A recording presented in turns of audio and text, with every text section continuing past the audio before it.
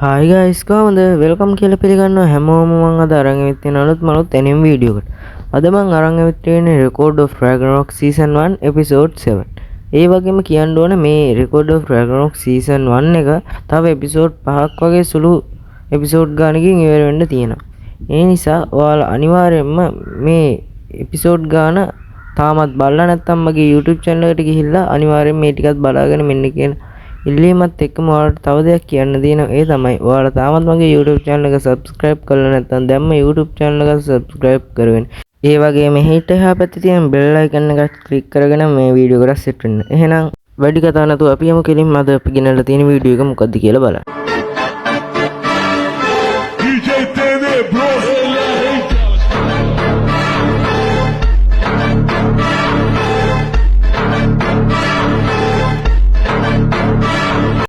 අපිට මේ එපිසෝඩ් එක පටන් ගද්දිම පෙන්වනවා ගොඩක් තරහින් ඉන්නේ ඒරිස්. එහෙමත් නැත්නම් සියුස්ගේ පුතා. මොකද එයා ගොඩක් තරහින් ඉන්නේ. එයා දැකලා තියෙනවා අපේ මේ සියුස්ගේ බෙල්ල අනිත් පැත්ත හැරෙනවා. ඒ කියන්නේ අපේ මේ ආදම් ගහ පාරට සියුස්ගේ බෙල්ල අනිත් පැත්ත හැරිලාම වැටලා තියෙනවා. ඒ වුණාට මේ පාරේ අයිතිකාරයා සියුස්නේ. ඒ හින්දා තමයි අපේ මේ ඒරිස්ට ගොඩක් තරහ ගිහින් තියෙන්නේ. මොකද කොපි කරලා පාරවල් ගහන එක ඇත්තම කිව්වොත් එහෙම වාර් එකේදී කියන්නේ යුද්ධෙකදී එච්චර සාධාරණ වෙන්නේ නැහැ.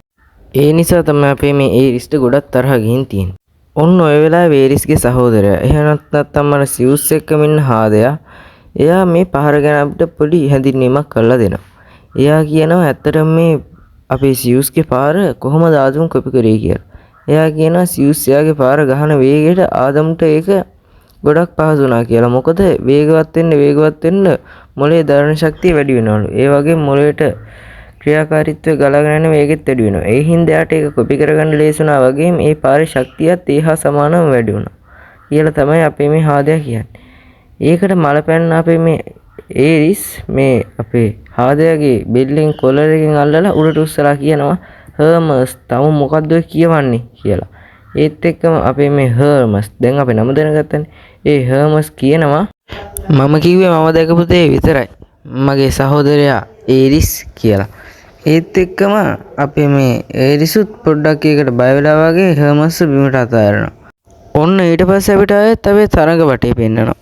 ඒ වෙලාවේ දැන් මේ බිම් වැටලා ඉන්න ආදම් දිහා හැමෝම බලලා පොඩ්ඩක් පුදුම වෙනවා. එතෙන්ට එනවා අපේ මේ නිවේදකයා. එහෙමත් නැත්නම් හයිම්ඩාල් ඇවිල්ලා හැමෝටම කෑ ගහලා කියන්න ගන්න මේක තමයි පළවෙනි වතාව මේක තමයි ලෝකෙම සිද්ධ වෙච්ච පළවෙනි වතාව God Father of the Cosmos බිම ඇදගෙන වැටලා.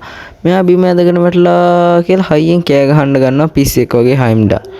ඊට පස්සේ අපේ මේ ගෝල් එහෙමත් නැත්නම් අපේ බ්‍රොන්ඩල්ගේ නංගි කෙනෙක් වෙන වැල්ගරි මේක නම් කොයිතරම් ලොකු පවර් එකක්ද කියලා අපේ බ්‍රොන්ඩල්ගෙන් අහනවා. ඊට පස්සේ බ්‍රොන්ඩල්ලුත් හිනාවක් දාලා මේකට අතීත සිද්ධියක් පොඩ්ඩක් ඇදලා අරගෙන ඒක ගැන පොඩ්ඩක් පැහැදිලි කිරීමක් අපිට කරන්න ගන්නවා. ඉස්සර කියන්නේ එක මිනිස්සෙවත් පෘථිවිය නැති කාලේ මුලින්ම ඉඳලා තියෙන ආදම් සහ ඊවා. අන්නේ දෙන්න ඉන්න කාලේ මේ අපිට පෙන්නනවා ආදම් වලහෙග්ග පිට උට්ටවලා මිදි කකා ඉන්නවා. ඊට පස්සේ අපිට හැමම පෙන්නනවා අධිකරණයක් වගේ තැනක්. ඒ අධිකරණේ කට්ටියක් නඩුවක් විභාග කරන ගමන් තමයි ඉන්නේ. ඒ කට්ටිය විභාග කරන්නේ මොකද ඇපල් ගෙඩියක සිද්ධියක්. ඇත්තම කිව්වොත් එහෙම මේ ඊවා එහෙම නැත්නම් අපේ ආදම්ගේ වයිෆ් නැත්නම් බිරිඳ. එයා කාලා තියෙනවලු මේ දෙවියන්ට විතරක් උරුම ඇපල් ගෙඩිය. ඇත්තට මේ ඇපල් ගෙඩිය නැත්තම් මේ පෘථිවියේ තියෙන එකම ඇපල් ගහලු ඒ කාලේ.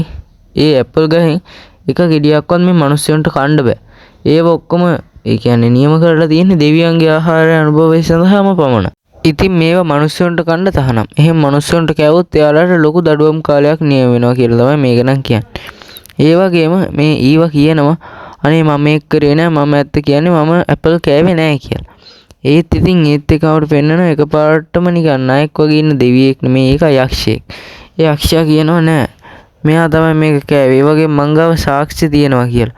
ඊට පස්සේ අපි ඊව කියනවා නෑ ඒක ඇත්ත නෙමෙයි කියලා. ඊට පස්සේ අපිට පෙන්නනවා ඒකේ ඇත්ත කතාව. ඒ කියන්නේ මේක ඊව කෑවේ නෑ කියන්නේ සාක්ෂි අපිට පෙන්නනවා. ඇත්තම කිව්වොත් මේ මිනිස්සේ ඊවට ඇපල් ගෙඩියක් මිනිස්සලු. යක්ෂයා ඊවට ඇපල් ගෙඩියක් කවවන්න තමයි හදලා තියෙන්නේ. හැබැයි ඒ වෙලාවේ පරවි දෙන්නෙක් මෙන්න මේ අපේ ඊවගේ උදව් ඇවිල්ලා ඊවට උදව් කරනවා. ඒ හින්දා ඊවට එතනින් පැන ගන්න පුළුවන් වෙනවා. හැබැයි මේ යක්ෂයා නම් ඒ ඇපල් ගෙඩිය කනවා. අන්න ඒ ඇපල් ගෙඩිය තමයි දැන් සාක්ෂි විදියට ඉදිරිපත් කරන්නේ. එයා මේක ඉදිරිපත් කරලා කියනවා මෙන්න මේ ඇපල් ගෙඩිය කෑවේ ඊව තමයි කියලා. ඉතින් ඒ හින්දා මේ යක්ෂයා කියනවා මේකට ඊවට පනිෂ්මන්ට් එකක් දෙන්න ඕන කියලා. ඉතින් මේක අනිත් දෙවිවරුත් ඒකමතිකවම පිළිගන්නවා. මොකද ඉතින් එයාලට වෙන සාක්ෂියක් නැහැනේ. ඇත්තට මේ කාලේ පෘථිවියට කියලා තියෙන පැරඩයිස් එක කියලා. එහෙමත් නැත්නම් පාරාදීසි කියලා. ඉතින් මෙන්න මේ අපේ විනිශ්චයකාරතුමා වගේ කෙනා කියනවා අපි මෙන්න මේ අවුරුදු 99999ක් යනකල් ආයෙත් මේ ඊවට පැරඩයිස් එකට එහෙම නැත්නම් පෘථිවියට එන්න දෙන්නේ නැතුව නිරපනවා කියලා. ඉතින් මෙහෙම මේ තීන්දුව දෙනවත් එක්කම අපිට පෙන්නනවා ඒ අපේ අධිකරණ දොරත් අරගෙන එතෙන්ට සෙබලෙක් එනවා. ඒ සෙබලා ඇත්තටම කිව්වොත් අධිකරණ නඩුවක් විභාග කරන වෙලාවේ කාටවත් ඒ අධිකරණ ඇතුළට එන්න බෑ. හැබැයි මේ සෙබල එනවා. හැමෝම පුදුම වෙලා වගේ සෙබල දිහා බලද්දී සෙබල එකපාරට මැදගෙන වැටෙනවා. ඇත්තටම කිව්වොත් මේ ආරක්ෂාවට එන සෙබලටත් ගහලා දාලා මේක ඇතුළට එන්නේ වෙන කවුරුත් නෙමෙයි ආදම්. ඉතින් මේ ආදම්ගේ අතේ වට්ටි දෙකකුත් තියෙනවා. ඒ වට්ටි දෙක පුරවලම ඇපල් තියෙනවා. නැත්තම් දෙවියන්ට විතරක් අනුභව කිරීමට කැප වූ ඇපල් ගෙඩි තියෙනවා. ඉතින් ඒක දැකලා හැම දෙවියෙක්ම වගේ පුදුමින් කෑ ගහන්න ගන්නවා මෙයාගේ අතේ ඇපල් තියෙනවා මෙයාගේ අතේ ඇපල් තියෙනවා කොහොමද එයා ඒවා කඩුවේ කියලා. ඒත් එක්ක මේ අපේ ආදම් කරන්නේ එතනින් එක ඇපල් ගෙඩියක් ඒ කට් අරගෙන ඒකෙන් කෑල්ලක් කනවා. කාලා එහෙම්ම මේ ඇපල් ගෙඩිය තුක් කියලා කෙල ගහලා විසික් කරලා දානවා. ඒ වගේ මෙයා කියනවා මේ ඇපල් ගෙඩිය හරිම ඇඹුල් රහයිනේ කියලා. ඒක දැකලා නම් දෙවිවරු ඔක්කොම උඩ යනවා. මොකද කිව්වොත් දෙවිවරුන්ට විතරක් කැපූ ඒ තරම්ම රස ඇපල් ගෙඩියකට මේ ආදම් කියන ඇඹුල් කියලා. ඉතින් දෙවිවරු ඔක්කොම මේ පුදුම වෙලා ආදම්ට බයින්න ගන්නවා. ඉතින් ආදම් නම් මේ කිසි එකක් ගණන් ගන්න නැතුව අර වට්ටි දෙකේ තිබ්බ ඇපල් ඔක්කොම කාලා ඒ ඔක්කොටම කෙල ගහ දානවා. ඒ කියන්නේ යාට නම් මේ ඇපල් ගෙඩිය වල කිසිම රහක් නැහැ වගේ තමයි අපිට වෙන්නේ. ඊට පස්සේ මේ ආදම් ඊව ගාවට මෙනවා. එහෙනම් ඊව ගාවට ආවට පස්සේ අපිට පෙන්නනවා මෙන්න මේ යක්ෂයා කෑ ගහන්න ගන්නවා. තමුන් මේ වගේ ද්‍රෝහියෙක්ව බේර ගන්න හැදුවොත් තමුන්ටත් මේ වගේම දඩුවමකට යටත් වෙන්න සිද්ධ වෙයි කියලා. හැබැයි ආදම් නම් මේ කිසිම එකක් ගණන් ගන්න නැතුව ඊවට අත දෙනවා නැගිටින්න කියලා. ඊවත් පැනපු ගමන් ආදම බදාගෙන අඬන්න ගන්නවා. ඊට පස්සේ මේ ආදමුත් කියනවා අඬන්න එපා ඒවා අඬන්න මුකුත් උනේ නෑනේ කියලා. ඒත් එක්ක මේක බලාගෙන ඉන්න බැරි අර යක්ෂයා නැත්නම් එහෙමත් නැත්නම් අර නාගයා වගේ එකා ඌ එක මැදට පැනලා කියනවා තමුන් ගොළුව නම් මහ ජරාව මට තමුන් ගොළුව පේන්න බෑ. එහෙනම් දැන් තමුන් ලෑස්ති වෙනවා තමුන් ගොළුව කඳින් වෙන් කරගන්න කියලා.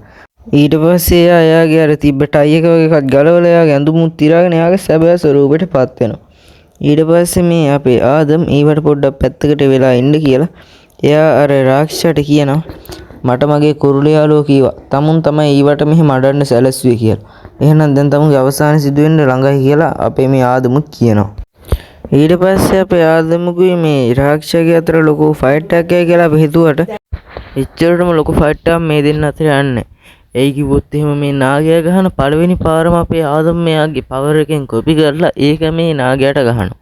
ඒ නාගයාට ගහලා නාගයා ඉතින් මුකුත් මේ ආදම්ට උනේ නැහැ කියලා අනිත් පැත්ත හැරෙද්දින් ඒ නාගයාට නම් මොනවා හරි වෙනවා වගේ තමයි පේන්නේ. දිවත් කැපිලා ඒ වගේ මේ නාගයාගේ අත් කකුල් ඔක්කොම හතරට කැපී යනවා. ඊට පස්සේ ඉතින් ආදමුත් කිසි එකක් උන්නේ නැහැ වගේ මේ ඊවත් එක්ක ඉතින් අධිකරණය පිට වෙලාම යනවා. ඔන්න ඊට පස්සේ අපිට ආයෙත් පෙන්නනවා මේ එරීන එක. ඒ ඇරීන එකේ දැන් ආදම් ඇදගෙන නැහැ සියුස් ඇදගෙන වැටලා හින්දා ආදම්ට දැන් දිනුම දෙන්න තමයි අපේ හයිම්ඩල් හදන්නේ. හයිම්ඩල් එනහවුස් කරලා කියන්න ගන්නවා මේ තරගෙන් දින්නේ ආදම් කියලා. ඉතින් මේක අහපු ගමන් බ්‍රෝන් හිටටත් හරිම සතුටු. ඒ වගේම බ්‍රෝන් හිට ලමුතු ඉනාවකුත් දානවා. ආදමුත් මේ ඇරීන එකෙන් පිට වෙලා යන්න හදනවා. එක්කම අපිට පෙන්නනවා අපේ මේ සියුස් නැගිටිනවා. නැගිටලා එයා කියනවා දැම්ම නෙමෙයි කියලා. හැබැයි එයාගේ බෙල්ල නම් කන පිට ගහලා තමයි තියෙන්නේ. ඒත් ඒ කන පිට ගහපු බෙල්ල නැවත යටපත් කරගන්නවා වගේ අත් දෙකෙන්ම හදාගෙන. ඉතින් මේක දැකලා අපි බ්‍රෝන්හිල්ට එහෙම බය වෙනවා. ඊට පස්සේ අපිට පෙන්නනවා මෙන්න මේ අපේ සියුස් ආදම්ගෙන් එක ප්‍රශ්නයක් අහනවා. සියුස් ආදම්ගෙන් අහනවා ඇයි තමුන් මනුෂ්‍ය ජාතිය වෙනුවෙන් සරණ කරන්න තෝරගත්තේ කියලා. ඊට පස්සේ අපේ ආදම් දෙන උත්තරේ හරිම ලස්සනයි. ආදම් කියනවා තාත්තා කෙනෙක්ට තමන්ගේ දරුවන් වෙනුවෙන් සරණ කරන්න මොකක් හරි හේතුවක් අවශ්‍යද කියලා. ඉතින් මේක දැකලා හැම මිනිස්සෙක්ම අඬනවා. අපේ තාත්තකක හැම මිනිස්සෙක්ම වගේ යනවා. ඔන්න ඊට පස්සේ අපිට පෙන්නනවා සියුස් කියගෙන් දාඩියක් දානවා. ඒ වගේ මෙයාගේ ඇඟෙන් නිකන් දුම වගේත් පිට වෙනවා. ඉතින් මේකට මේ මොකද්ද වෙන්නේ කියලා අපේ ආදමුත් බලාගෙන තමයි ඉන්නේ. එකපාරටම සියුස් එයා ගුරුහිස් දෙකට අත තියලා එයාගේ නිකන් හැම ගලවන්න වගේ ගන්නවා. ඒක දැකලා ඔක්කොමලා පුදුම වෙනවා. ඒ වගේම බය වෙනවා. මොකද තමන්ගෙන් ගේම හැම ගලවනවා කියන්නේ. එයා හැම ගලවනවා නෙමෙයි. එයා නිකන් එයාගේ ඇඟ ඇතුළේ ඉන්න තවත් කෙනෙක් අවදි කරන්න වගේ තමයි හදන්නේ. ඒත් එක්කම අපිට පොඩ්ඩක් පෙන්නනවා ඕඩින්ගේ පැත්ත.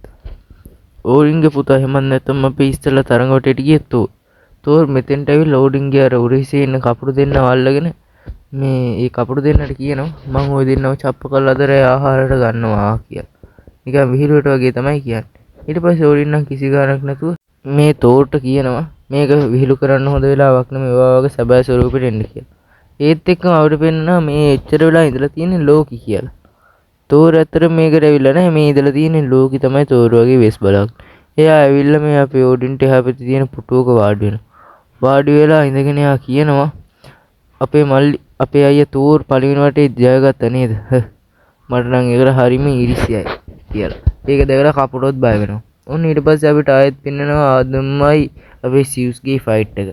දැන් මේ සියුස් හදන්නේ එයාටම ඕන විදියට එයාගේ ඇඟ හදාගන්න. එයා කකුල් තද කරලා එයාට ඕන විදියට එයාගේ මුළු ඇඟම හදාගන්න. එයාගේ ඇඟ හදාගත්තින් එයා hina වී කෑ ගහනවා. ඊට පස්සේ එයාගේ සම්පූර්ණ ස්වරූපයටපත් වෙනවා. ඉතින් ඒක සම්පූර්ණ ස්වරූපයටපත් වෙනත් එකම ආදමුත් ලෑස්ති වෙනවා ෆයිට් එක. ඒ වගේම අපිට බ්‍රෝන් හිට්ලර්ව පෙන්නනවා. බ්‍රෝන් හිට්ලර් හොඳටම බය වෙලා වගේ කියනවා මට මේ මොකද්ද දැනෙන්නේ? මේක හරිම භයානකයිනේ. මට දැනෙනවා නිකන් හරිම භයානක මරණයේ චේතනාවක් කියලා මේ බ්‍රෝන් හිට්ලර් කියනවා ගෝල්ට. ඒ වගේ ආයෙත් පෙන්නනවා ලෝකිව. ලෝකි කියනවා හහා මේනේ අපේ සීයාගේ අවසාන ස්වරූපය කියලා. ඒත් එක්කම අපිට පෙන්නනවා අපේ මේ සියුස්ගේ අලුත් ස්වරූපය. ඒත් එක්කම අදට මේ කතාවත් මේ එපිසෝඩ් එකත් මෙතනින් ඉවර වෙනවා. මම ඊළඟට මේ Record of Ragnarok season 1 episode 8 ගේනකල් අදට එහෙනම් ඔයාලගෙන් සමු ගන්න. මේ ඔයාලගේ ආදරණීය ඇනිමේ නැවතුම් පොළ